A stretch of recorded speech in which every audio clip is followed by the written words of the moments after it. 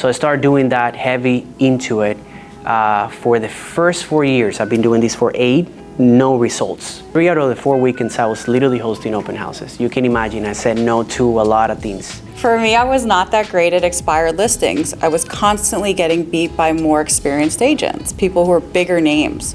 And I got very tired of that. Like, I just want to do the business. I just want to help people. I obviously saw an opportunity because, you know, if he's gonna be flipping often, every time that he has a new flip, he can give it to me and I can host an open house. So I went from not having listings to do open houses to now having more that I can handle myself. So you're proving your value and showing them how you can help them with their profit margin. If you focus yourself on a path that you feel like is a good path for you, you shouldn't have to work all the time. So for me, motivates me when a buyer's like, thank you so much for taking the time to talk to me. I see that you're investing, you're flipping. I want to help you. My name is Evelyn Lopez, and I'm the owner of PCG. We are a family of companies that owns the #1 transaction coordinating company in South Florida, a title company, and a transaction coordinating school. So that is me, and we are going to introduce these amazing human beings that are sitting right next to me. We're going to start with Jessica. She's right here. She's a team leader. It's Jessica Nelson, I'm sorry. Team leader, Texas Elite Builders Brokerage by EXP. She closed 52 sides, first year in business in Texas in 2021. Head of sales for Preston Trails Home, Texas, sold out Chapel Creek Farms, sold out 1000 Museum in Miami, Florida, and Jacqueline Heights in Hoboken, New Jersey. Wow, girl, you get around. Oh, I love that. Multifamily syndicator, 12 apartment buildings throughout the U.S. Wow. And a single income parent of twins, supermom. Top softball 29 prospect, Haley Nelson and Kenzie Nelson. So that is Jessica. Thank you so much for being here with us. And we have my amazing friend, Brian Morillo, real estate agent and investor, EXP Icon agent, 2022 top 20 under 40 for the Miami Association of Realtors, sold over 300 homes in his career, represents one of the largest investment groups in South Florida, 30 years old.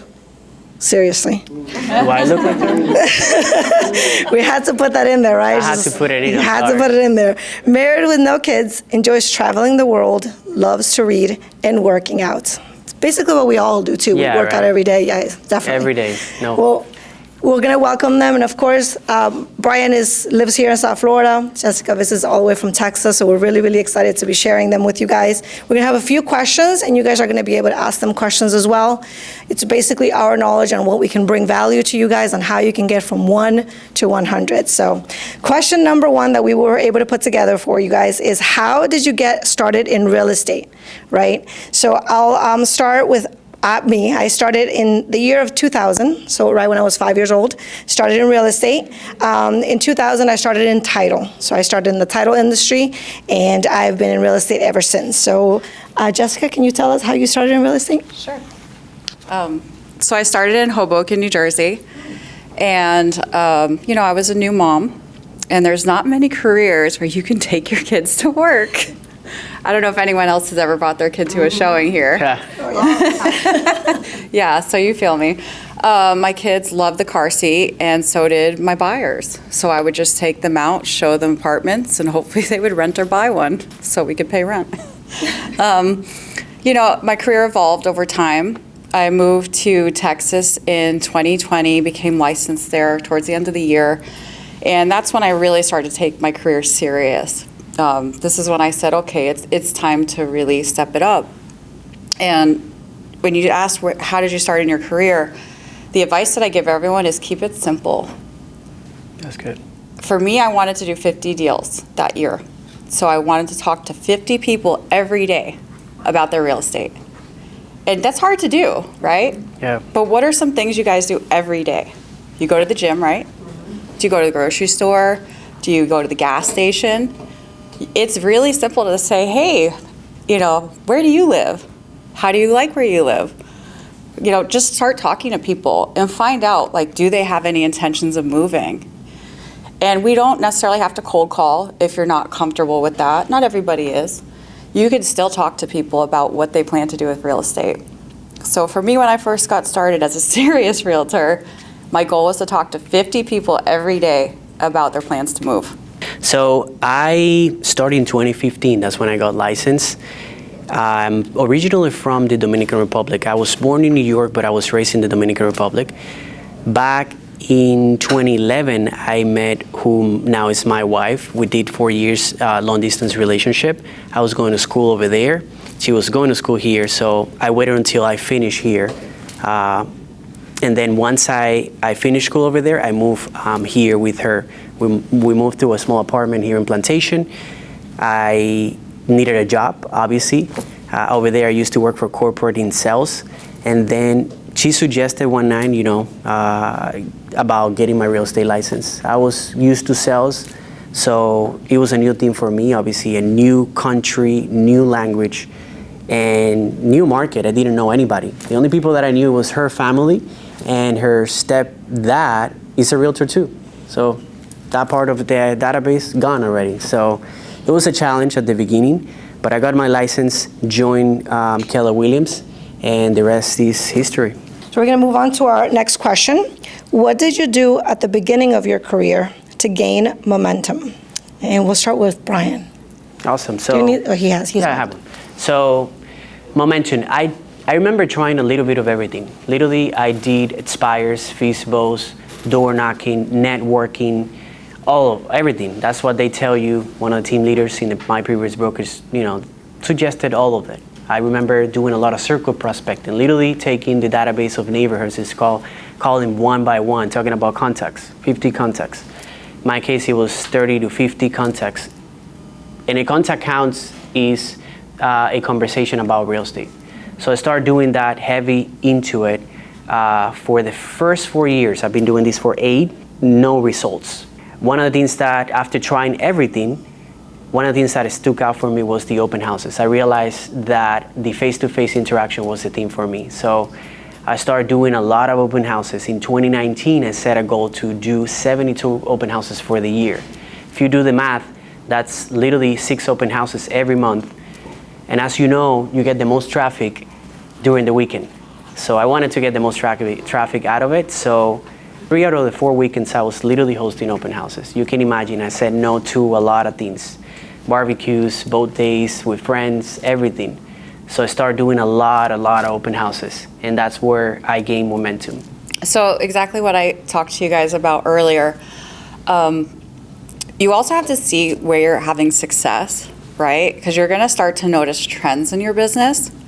So for me, I noticed that if I talk to FISBOs, like 10 FISBO for sale by owners, I'm probably going to get an appointment out of them. So I noticed like, hey, I'm pretty good with this source. I'm going to start banging on that source. And then there's ones where you're not good at. For me, I was not that great at expired listings. I was constantly getting beat by more experienced agents, people who are bigger names. So why would I keep doing something that wasn't working? The momentum, you want to count the wins, like what is working and what makes you feel good. So if each of you think back to yourself, like who's your favorite client you've ever worked with? What was it about them? Did they take your advice? Did they listen to you on pricing? That's good. Did they show appreciation for you? And then try to recreate that. So whatever that source was or whatever the qualities were in that person, try to duplicate it.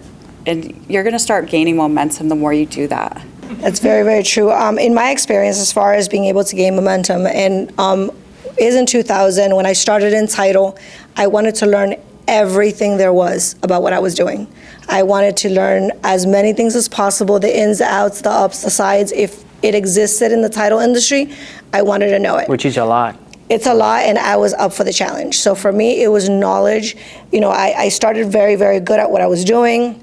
I became very good very quickly, and then I was bored, and I was like, I want more, and I want more, and I would go up to the next person that maybe was doing the next position over, and I would literally go up to them and be like, so what do you do? Oh, I do this. Okay, can I help you? They're like, but you don't know how to do it. If you teach me. And I would literally start, for the smallest task, I would become their help, and eventually learn that. And I learned that, and I would go to the next person. I think within the first year, I knew how to do a transaction, a real estate transaction, going from not practically holding a job before starting this work, to being able to do an entire transaction from beginning all the way to policies by myself. We're gonna move on to our third question. Did you ever consider quitting the business, and why? Mm-hmm. You're gonna go first on this one. Daily? After the drink or before the drink? I mean, this is a tough business, right? I think that, so one thing that keeps me positive, like, because we have some days where, like, everything falls apart. Like that deal that you were like, oh, I got that one. Oops, no, you don't, I have a gratitude journal. This is probably something everybody already does, but like I really do take the time to write out 10 things I'm grateful for and to remind myself these are first world problems. Like we live in a pretty nice society. We enjoy really nice things. So yes, there are times where I feel like, do I really need to be doing this? Yeah. But I try to refocus myself on what's the bigger picture. So everyone's family member, like most people have like 10 family members that have a license, and it's so highly competitive and there's very little inventory. Trying to think of like a positive way to say this. It doesn't really matter how good you are, because some people are like, well, I don't want to get disinvited from Thanksgiving, or I'm the godfather, how am I doing this to my whatever, family?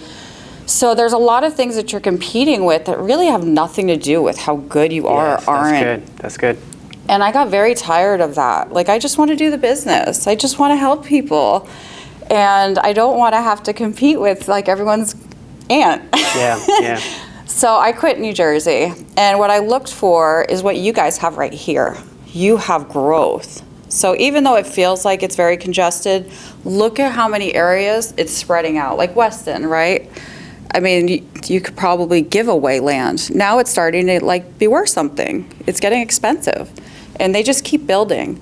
And you see freeways that are, being constructed, and you see businesses coming here. That tells you, hey, there's still a lot more opportunity, and you're going to always have a job here in this area. Yes, the answer is yes. I actually was about to quit real estate at some point. Like you were saying, there's a lot that we don't control, and the stuff that you can control, if you don't have the outcome that you're looking for, you get frustrated. Imagine, migrating from another country. Like, just try to picture it. By yourself, the only person that you know is your wife and her family. New language. If I have a heavy accent right now, before it was even worse. Didn't know anybody, so it's a lot. Could be a lot. So for 4 years. I just went to my office, and start like calling people. That's what, my leaders and coaches were telling me to do. So I did a lot of that, but no results, barely making a living. So I was getting super frustrated. So at some point, that was back in, I think at the beginning of 2019, literally would spend like a week, depression in bed, because I wasn't getting results. And my wife, one night, she told me, like, she had to pull me aside and tell me, like, you think that you gave real estate a try, but I think there's more of you. So with her support, I went back. 2019, I set up that plan of doing 72 open houses, put in the work. Like I said, it was a lot of sacrifice. But did you say 72 open houses? 72 open houses. Oh, goodness. Yes, imagine that. 2 hours every weekend, a lot of signing sheets. I mean, this crazy weather out there. Imagine putting signs in every corner, and people only see the 2 hours that you host an open house. But if you have done open houses, you know that most of the work is prior to the open house. The calling people, door knocking. My goal was to door knock 50 to 100 doors prior to the open house, because you can set the time and go, on Saturday afternoon, but if you don't advertise the open house, nobody's going to show up.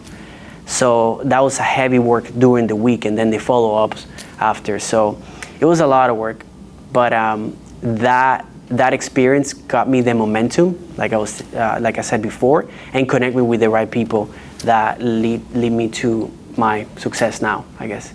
So we're going to go to question 4, and I'm going to open it for any questions that you guys may have, because they have shared so much, and I don't want you guys to forget. This one is, tell us the story on what did you do or how you landed your biggest real estate account. And Brian, you have a mic. You go first. Okay.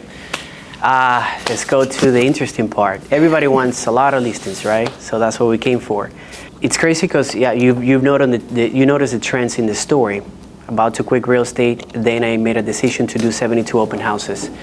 I went for it, and while I was, imagine, wasn't barely doing any business, didn't even have a listing to host open houses. What I was doing back then is literally borrowing others' realtors' house and host it for them. Start calling random houses on the MLS, or not random houses. Literally, I was targeting properties, nice-looking properties in the areas that I wanted to farm or target, and vacant houses, and calling just realtors. Hey, can I borrow your listing? I want to do an open house for it. It's a win-win situation. It's free advertising for you. And I get to be exposed to other leads. You start calling and calling some agents. Oh, I have my team. I hold my open houses myself. And I got to connect with a few of them that actually gave me the opportunity to host. And that's how I started doing, each one of them. One of those calls led me to speak with a realtor that I didn't know back then. He just borrowed me the house, but I noticed that as I start calling more often, I noticed that he had multiple listings. And I was like, hey, I already host an open house for you. I see that you have another house. Do you want me to host for that one? And then I got to realize that he was an investor. He was a flipper. So what he was doing is flipping the property, and he was an agent himself and listing the properties himself. So I obviously saw an opportunity because, if he's going to be flipping often, every time that he has a new flip, he can give it to me and I can host an open house. So it became like a business relationship to a point that every time that he had a new flip, he used to call me directly. Hey, I got this new flip, or I have this coming up. Do you want to host an open house?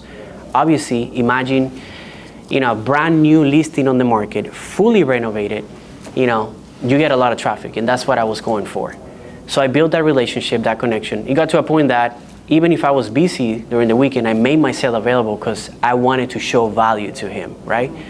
So he started getting busy with this investment side, getting more deals, that it was a lot for him to handle on the listing side. So one day he called me and he offered me to list all the properties for him. So I went to his office and I asked him, so how many listings are you looking to give me? I thought it was gonna say 5, 10 a year. He said anywhere between 35 to 40 listings in 1 year. Imagine fully renovated properties that, obviously I saw the opportunity not only for the amount of business that he was gonna give me, because I was gonna get paid as a listing agent, but also all the leads that I could get from there, that I was already doing. So I went from not having listings to do open houses to now having more that I can handle myself. So I started even doing open houses to those. Obviously, that leads. Did you think about an open house? No, actually no, just calling on the MLS. Wow, that's amazing. Jessica, if you can Sure. answer that as well. Do you mind if I walk around? You can It's okay if I walk Go around? for it. Okay. Go ahead. Okay, Elite Lending, you're in the room, right? Yes. Okay. You guys in the back, right? Okay. Do you guys have any builders that you work for that you're the preferred lender? Do not. Not yet. Not yet. Okay. That's the answer. So if I could help bring you to a project and get you an interview with a builder, would you consider doing the same for me? Most definitely. Awesome. Let's have lunch. Okay, let's do it. Cool. Title. You do title, right? Do you have any builders that you work for as the preferred title person? Okay. Do you know who they're using for a real estate agent right now? Someone like Keller Williams, that's probably not going to keep it. Okay. It's not selling. Yep. What are some of the pain points you're experiencing? I don't think they're doing good advertising for the builder. Okay. And it's Tampa, which is super hot. There's no reason why they shouldn't. Client's a little frustrated. Do you think it would be helpful to the builder if we could show them a marketing plan to move inventory in half the time it's currently taking? 100%. Would you mind getting us a meeting? Sure. My biggest deal, just like that. Right now when you leave here, or even right now, it doesn't hurt my feelings, Google what the new developments are, wherever you guys do business. That's good. See who the preferred lender is. See who the preferred title person is. They are sick and tired of the agent messing up the deal. You can do a better job. Go there and add value. And don't call it a listing appointment. Builders are corporate minded. Yeah. You're going to call it a profit margin consultation. These are the two things that builders care about: their profit margin and where they're getting funding from. Some people in this room have a big book of business. I know you do. I know you do. If you were to think about some people that maybe couldn't buy an investment property, they got outbid, whatever happened, they probably have some money right now. Hey, I have this builder I'm working for. There's a position open for an investor right now. I'm happy to make an introduction. I'm not a stockbroker. That's not what I do. But if you think that this could be a great investment vehicle for you, I'm happy to give you access to this person. May I set up a meeting for you? Now you're doing two things for this builder. You're helping them to improve their profit margin. That's all builders care about. They don't want to pay you your commission because they think that you're taking money out of their pocket. And a lot of buildings here, when I was working here on 1000 Museum, they're paying like 8% for you guys to bring a buyer. But the listing agent would get paid like 1%. So you're proving your value and showing them how you can help them with their profit margin. The second thing, by bringing them investment money, helping them capital raise through your own book of business, now you're partnering with them. Now you're showing them, hey, I'm in business with you. Do you think they're ever going to hire anyone else other than you? I could drop the mic. No, I wouldn't do that. I hope this is helpful to you guys. As a single mother, I don't have a lot of time. Like, my kids are at that age where I have cameras all over. I'm like, no boys sneaking in my house. I mean, they're, 12-year-old girls, right? So I really try to be home like by 5 o'clock every day. And I could not do that if I was out running around listing appointments, buyers. If you focus yourself on a path that you feel like is a good path for you, you shouldn't have to work all the time. You shouldn't be that agent who's like, oh my God, 9 o'clock at night. Have like a set standard for yourself. So if you feel like builders or communities is something you guys want to get into, you can connect with any one of us. We are the eXp Elite Builders. There you go. That was powerful. That's good. Yeah, I'm happy to help you guys. Thank you for coming. That was very, very good. Thank you for that.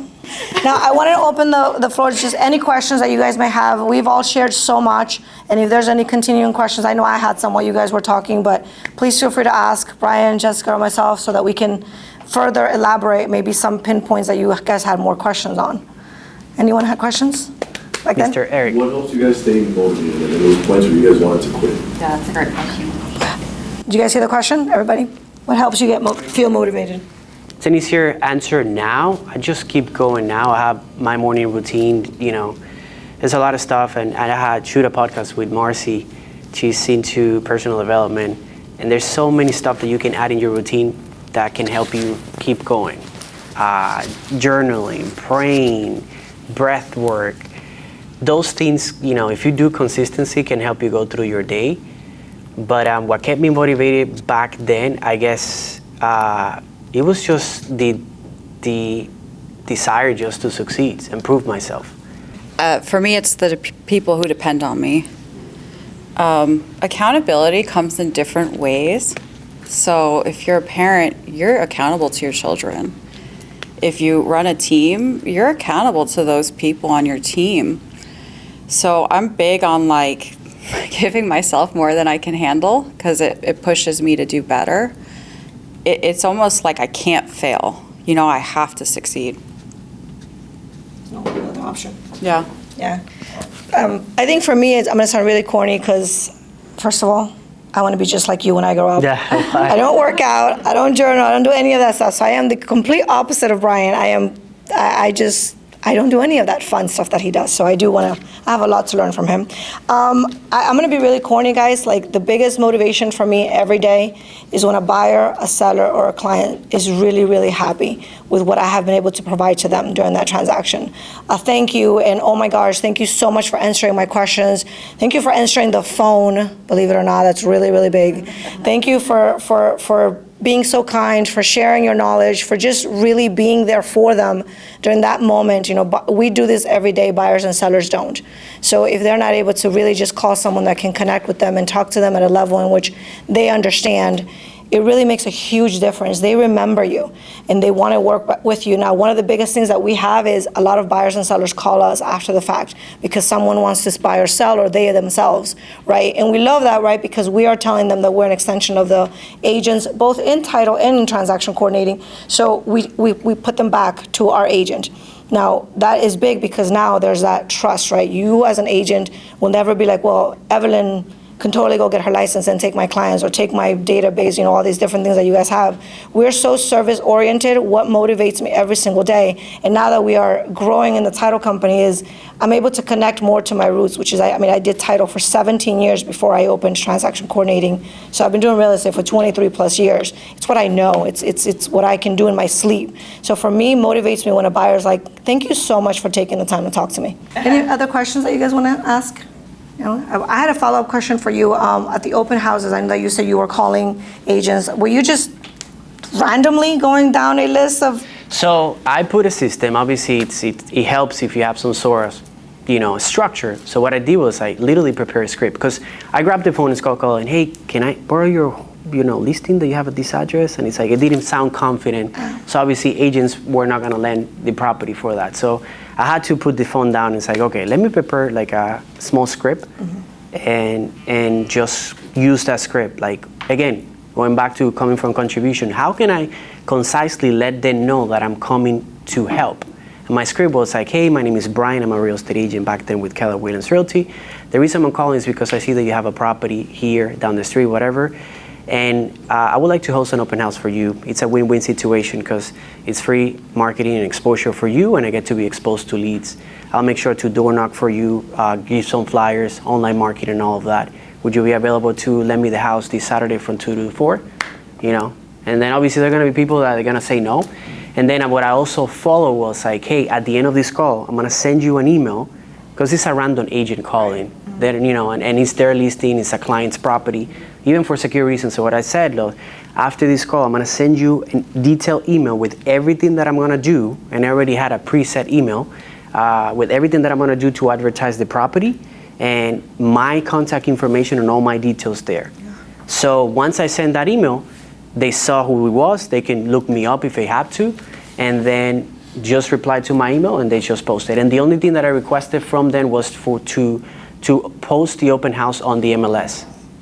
If you gotta do that, because remember, you're hosting an open house for them, but more than anything for you.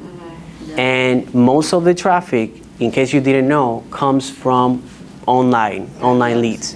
And the only way for the final buyer to know that there's an open house if it's posting in those sites like Zillow, True, and all of that. So once that listing agent posts the open house on the MLS, you get posting on all those sites, and that's how I get that traffic. If they don't post that, then I'm hosting an open house without any leads, and that's what you're looking to do. So yeah, I had a script and a structure and email, so. You got ready. Yeah, got ready. How many attempts did it take you to get that? Was it on the first call? So the first time it was like after an hour, but then after I got the hang of it, it was easier, but maybe 3-4 calls before I got an agent saying yes. And then obviously I connected before my client, the big client that gave me all these houses, I even connected with other investors. Guys, there's still investors out there listing the property themselves. That you can go to the MLS, you see a flip, and when you go and call the listing agent, you probably have run into those where the listing agent is actually the owner investor of that property. So those are opportunities. I see that you're investing, you're flipping. I want to help you. Let me list the house for, I don't know, even 0%, 1%. Come up with something, contribution, so they can give you the opportunity, so they can focus on the investment side, and you take care of that. You're coming with a solution to, hopefully becoming to that business relationship. No difference than what you share. Yeah. It's like coming to them with a solution so they can keep growing. It's like at the end, there are people. How many agents started out to you? Oh, I don't list for 1%.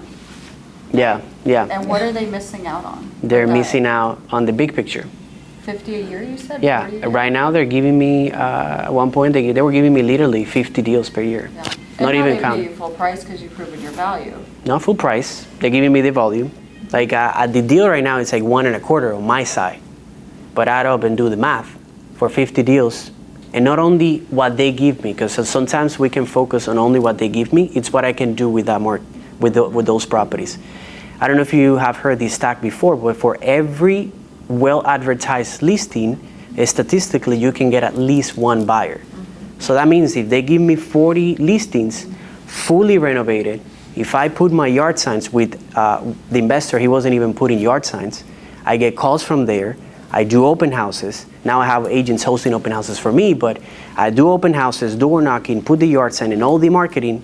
I should get at least one more deal out of that listing, so I can multiply that and at least double down that, which is what I'm doing. Agent, you get another trip, so now Yes. you have two income streams. So I have right now, obviously, and we're gonna be doing an EXP presentation after that. I truly encourage everybody to stay, because now the agents that have joined, I'm giving those opportunities to those agents. The yard signs, leads, open houses, all of that. No difference than what you're doing with your developers too. Yeah. You're giving the opportunities to, those agents to list those properties to yours. But I'm curious to hear from the audience, because I know when I say things like that, and maybe Florida's different, maybe you guys are more open-minded. If I was to say something like that in Texas, everyone would be rolling their eyes, like, he does that for 1%. Yeah, How do you feel when he says something like that? that's a good question. I would say for me, it's like when I just started in the real estate, and I see that a lot of the new agents, they all care about money first instead of thinking about the big picture. Absolutely. Because now my mind changed completely different. Now it's like I will just anything for as little as I can, because that will give me more business later. What's your name? Nadia. Nadia, that's so smart. Nadia. So are you saying that you feel like in the beginning, it was like as if that And I one deal was see gonna be it. your only deal? Yeah, like I joined the Keller Williams, which we also, they provided a coach. When you get a coach, you have to also, share percentage. Sure. And some of the agents, they're like just coming brand new, and they maybe possibly think they might gonna get this big deal, and they're like start thinking about the commissions, how much I would make, but if I share, how much I would have to give it away. And I'm thinking, but you literally know nothing yet. You don't even know what to do, but you're thinking. But it's mine. But it's Sure. mine. And they would not Yeah. sign up with the coach, and in the end, you don't even hear from them, and there's no deal, there's no nothing. Yeah. Uh-huh. And so I always thinking about that, like people right away thinking about money, how much I would make, I don't want to pay, like doing an open house like for free, like what? Yeah. Yep. And also I have a question for you, I'm sorry. Yeah. But as far as when you were calling, you were only calling agents, or were you also calling? For sale by owners? That's a great question.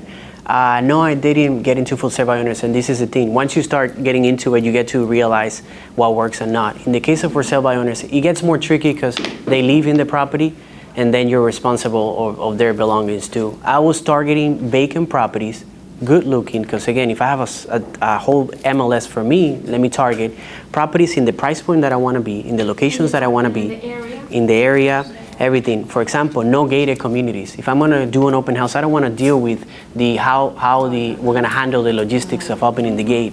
Like no gated communities, vacant, no associations, so I can put my signs and no issues. So for sale by owners, you could, and it's an opportunity to get that interactions. It's just that my thing was just for the open house itself, not necessarily target the for sale by owners, which you could as well. Okay. Yeah. I know a lot of agents that do that, and it works. Right, that's something, my coach is encouraging me to do with the sell-by owners. Yeah. Instead of offering them, try to call them, get their business, Yeah. but offering them like a free open house. Yes, and see, it's at the end, it's the same common denominator. It's just coming from contribution. What I can do, free or paying, that can help you with your end goal, which is selling the property. It's not about actually getting that listing, it's about what you can get out of that listing. Yes, and I'm glad that you bring the conversation about the commission, because at least when I started, it was a scene to think about lowering your commissions. Yes, you want to learn how to handle the commission handling, or the objections whenever they ask, but you cannot set yourself that I'm not gonna charge less than 6%. At the end, and I heard that from a previous coach, it's a business decision, and you're the owner of your business. Like if you're okay with 5% because it makes sense with the amount of work and everything, and you're dealing with a reasonable seller, do 5%. Are you okay with 4%? Do 4%. It's your decision. Now, some agents, they don't train themselves on how to handle the commission, and then all they have left as value is just lower the commission. You gotta know what to say and how to say it first. Your business expenses. Exactly. Get to a point that, at this point of my career, I have employees, I have expenses. Like I even have to consider that. It's not a matter of okay, I can do it for 1%. It's just that it would, business-wise, it wouldn't be worth my time anymore. So, and at this point in my career also, I'm better at handling objections and stuff. So it's a business decision. So those are the two things to consider. How much is your very low amount? You got to set one, and also train yourself on how to handle the objections. I have a question for you. Yes, ma'am. How do you balance being a single mom and building a successful Because I have 2 kids, and like every weekend I've had to say like I've had buyers and then I've had to give it away because I have like a soccer game or a birthday party. So how do you balance? You have to become a listing agent. Yeah.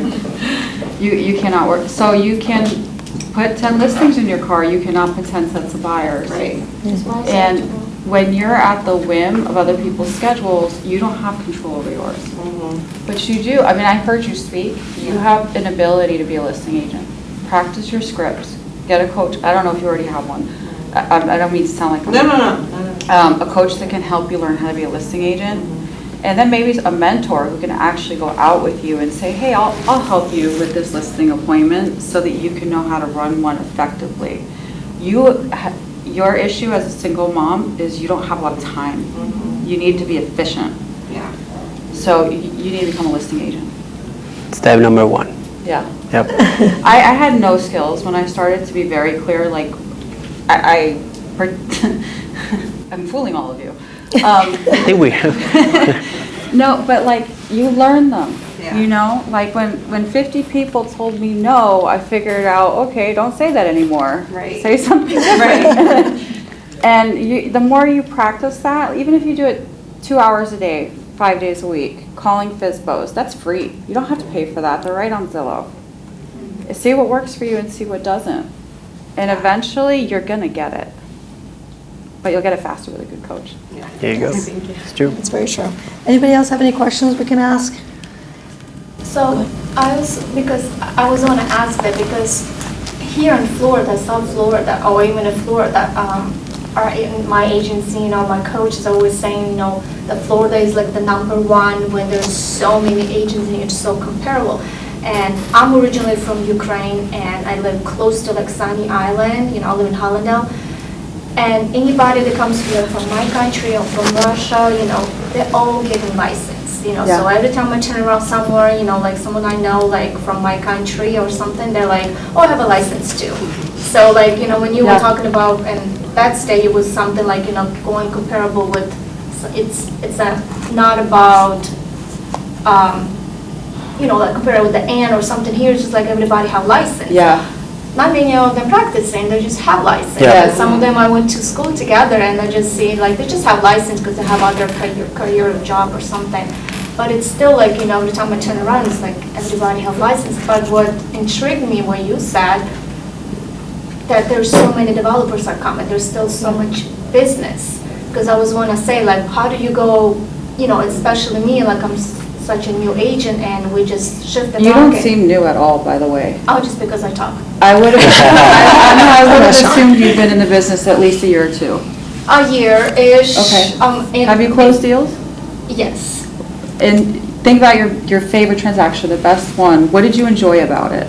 It was actually someone that most of my business from my other job that I still do 2 days a week. Okay. Because I am a single mom and I'm afraid to go full-time in real estate because... So it was somebody who already knew you and trusted you. Yes. And it was How really did you connect easy. with them? How did you find out that they needed to move? So at work, I always make it as a joke. I said, if anybody have any kind of needs in the real estate side, I say, you better come to me, like as a joke, like you better come to me. There you go. You better It's not go prospecting. anywhere else. And for some reason, it was funny to get to find out everyone thought of me, what they thought of me, because I didn't know. Like I was just saying, like, hey, I've got a license, come to me. And so this, my friend that we worked together, he came to me one day and he's like, hey Nadia, I just want to talk to you. And I was like, what's up? He's like, so these people came to my house. Apparently I probably filled out something online or something. He was just thinking of looking maybe in about buying or something a house, right? So people from another agency came to me and gave him a presentation, like the whole presentation. And then he came to work and he was like, I want to talk to you. He's like, I just don't know if you want to, do any kind of business with me. And I was like, what are you talking about? he's like, well, I'm thinking actually selling my house, but I just don't know if you would work with me. And I'm like thinking like, what do you mean? Like, you don't want to work with me because I'm new? Like, what do you mean? And he was like, well, I just don't know because it's not that expensive house. And I'm like, okay. But he thought that I'm like selling these high-end million-dollar houses. And that was my first, that was my first deal. And I was like, of course I would work with you. I was like, so you want to sell your house? He's like, yeah. So they gave me, the price, blah, blah, blah. I was like, look, so how about in that time, it was like my first deal. I said, I'm going to partner up with another partner, someone that has been in the business for so many years, because I'm so new to it, but I would love to help you. Let's make a, set up an appointment. I like the way you think. You have what it takes. Yeah. But it was funny how he thought of me that I'm like, I haven't even sold anything, but I was just talking. He's like, but people don't know. You're selling like $1 million house. I just didn't know if you're going to work with me. And I'm like, of course I am. So what I take from this experience is that you prefer to work with people who already trust you and already have a high opinion of you versus strangers. How many people do you think at that job have bought a home in the past year because they didn't know that you're in the business? Right. Or sold a home? Mm-hmm. So if you want to do more transactions like that, what would be a great action you could take? Talk more? Yeah, ask them. And you say you like talking, right? Yeah. Did you know, my name's Nadia, by the way, did you know that I do real estate? Mm-hmm. Oh, what, have you guys been thinking about moving? Just start talking to them about it. Yeah, and if I may add to that, obviously they take the real estate agent perspective of it. For me, it's more of like the business and navigating towards, building something that is yours. So yes, there's a lot of agents in South Florida. There's thousands of them, but there's not another you. Yeah. You are so unique and you bring something so incredible to the table that your clients are waiting for you to get to know you. So all that is white noise. All that is just people trying to put self-doubt in your mind. They're trying to just make sure that you understand you're just another one of the bunch, and you're not.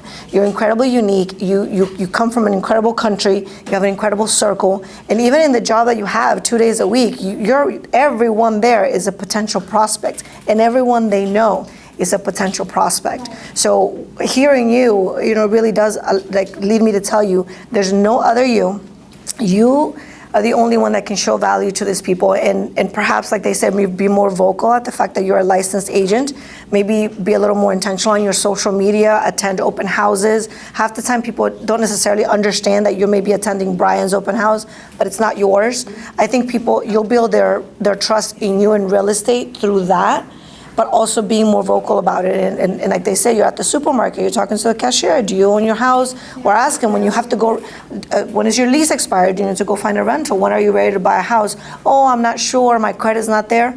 Partner up with people that you can say, I know just the right person that can help you fix your credit, right? So being able to, and you're absolutely correct, you have what it takes. You partnered up with someone because you felt like you weren't adequate enough to do this transaction by yourself. So that just shows us that you're not those agents that are greedy. I want my 3% all to myself. You know that you have to partner up with the right people. That partnership is going to bring more and more trust. Having integrity is one of the biggest things in real estate because there are a lot of people that don't. And for you to show people that they can trust you, that you're willing to partner up with people that are going to help them, you've already built that. You established that relationship. So be more vocal and always go into any prospecting knowing that there could be 10,000 agents behind you. There's no other you. And if that person connects with you, I promise you nobody will take them from you. What's for you, nobody's going to take from you. So every listing appointment is yours. Every buyer that you're prospecting is yours because you bring something unique and you bring something grand to the table. And if you still don't know what that is, you'll figure it out. But always going with that mentality. Don't worry about who else got their license. They cannot bring what you bring. That's so awesome. Definitely keep that in mind. That's awesome. Does anyone have like a problem they're facing in their business or an objection that they're getting a lot that you maybe came here today to learn about? What do you tell people when they say interest rates are too high right now? I want you to come and say what you What should we tell them? Like, what do you guys get that objection as realtor that they say, oh, I'm going to stop looking because interest rates are too high? I asked them, ask your parents about their interest rate when they bought their house. That's good. Because that's what older people always say that when you go to list their house. It's 18%, I don't want to hear it. Actually, for me, that's why I went towards new construction, because of the builder buy downs. So I always try to, point people in that direction. I know that you don't love the interest rates. Did you know that if you go to new construction, most builders have bought it down by a point or two? If we could save you a point or two on your interest rate, is that something you'd be interested in purchasing? But I'm Yeah, I curious, think you guys some developments. as a lender, if you can come up here real quick, Eric, guys, give it up for Eric. Yes. And Elite Lending, the sponsor, location sponsor, thank you for allowing us this space. It's okay. So, I wanted to hear how you handle it, actually. yes, exactly. Why, as We wanna know realtors, your answer. and I'm Good curious, question. I'm really curious. As realtors, what do you think we should be saying in that aspect? Come here, Jessica. No, I'm fine, go ahead. So definitely the buy downs, we have those buy downs too. That's one of the biggest things that people are doing to combat the high interest rates. There's a 2-1 buy down and the 1% buy down. I'm sure everybody knows you have to get a 2% seller credit basically, and your interest rate will be 2% lower your first year of financing, right? So let's say your interest rate's at a 7%. What the bank's basically gonna do is get that credit from the seller and take and alleviate that loss they're getting the first 2 years. So if you have a 7% interest rate, your first year you're gonna be at 6%. And then the second year, you're going to be at a 5% interest. You'll be at a 5% interest rate and then at a 6% interest rate. It's a normal 30-year fixed mortgage. It's just kind of helping you for the first 2 years until rates go down, and then you can refinance, right? And then another objection I have too is with normal W-2 borrowers and things like that. I'm going to say, hey, look, the market's competitive. Get in the house now. It's not that hard for you to qualify for a refi in 2 years. You don't have to declare taxes and all that stuff. You just refinance 2 years later on. Or you can say, like I say, you have auctions to your disposal. Let me connect you with Eric, and he can explain all of that for you. So, Yeah, exactly. It is a shorter. It's true, and sometimes realtors focus too much on giving so much information that you guys feel like you need to. I mean, I would hate for you guys to say something wrong, and then they come back and it bites you in the foot. That's really great advice. Yeah. You're a realtor, you're not a lender. Yeah. You sell their house, not the mortgage. Exactly. Yeah, and then they hold you accountable. Oh, but my realtor said this, and then they're gonna hold you to it until the 30th day of closing, and you're never gonna hear the end of it. And not only that, it kills your credibility as a realtor if you say something that's inaccurate. Yeah. And then the lender has to say, no, sorry, your realtor Yes. was wrong. Yes. And then you look back. That's good. That's good. Partner So- up with the right people, the right lender. Yeah, that's a big thing too. Partnering up with the right people, have confidence, and you feel safe just referring business to them. Thank you. Thank you. That is it. We're gonna have